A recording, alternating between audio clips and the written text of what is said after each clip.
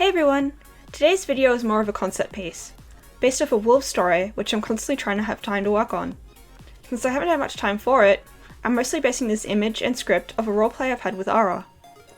I wanted to flesh out Lucius, and explore the universe with Wolve and Lucius, separate from the fandom-orientated work that she's part of before.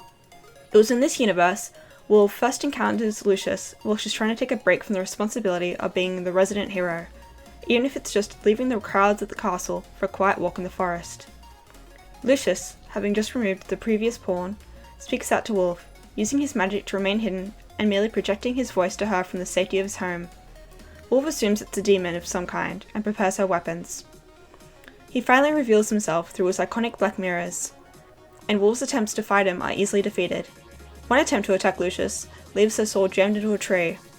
At this, Lucius brags about being able to stop Wolve, with no weapons at all, but instead his own two hands, starting to choke her from behind. Wolve, desperate, turns to her magic, igniting her hands and grabbing at her throat. Well, it would have been his hands, but he's smart enough to move. Wolve, however, was left with the third-degree burns on her throat, leaving her in a state of agony as Lucius pinned her again. He cut himself on purpose to infect her open wounds with his own blood, musing that now his blood was inside her.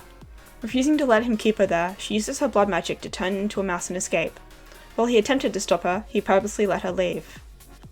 It was done so when Wolve's friend, played by Ara, and aptly named Ara, learned of a demon attack in the forest, and Wolve losing her sword. She sought out the blade herself, while Wolve healed up. It was this encounter that left Ara captured, tricked into running to a black mirror, and leaving her in the same realm as Lucius's previous pawn. Wolve learns of this through a nightmare that Lucius sends her, and desperate, immediately seeks him out, leaving her husband Zahir in a panic, and begging him not to follow her. She goes to where she had fought him prior, and though she can't see him, she bends knee, face pressed against the ground, and sells herself to Lucius in exchange for the safety of both the Queen of Faerien, Ara, and her husband. In turn, she had to abandon them.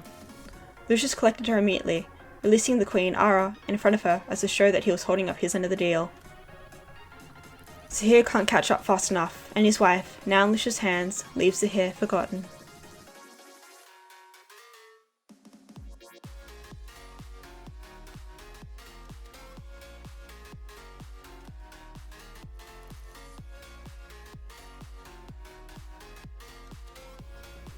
I'd like to thank everyone for watching today's video. I try to post every Monday and Friday at 2 AM Australian Eastern Daylight Time, or 9 AM Central Standard Time. If you liked the video, leave a like. Please comment if you have something to say, and if you want to see more speed paints and animations, please subscribe. A very special thank you to my patrons Dean G, Debbie G, Thomas H, and Greg W. If you want to support my art and see things first, become a patron, the link below. And please make your day a wonderful one. Goodbye!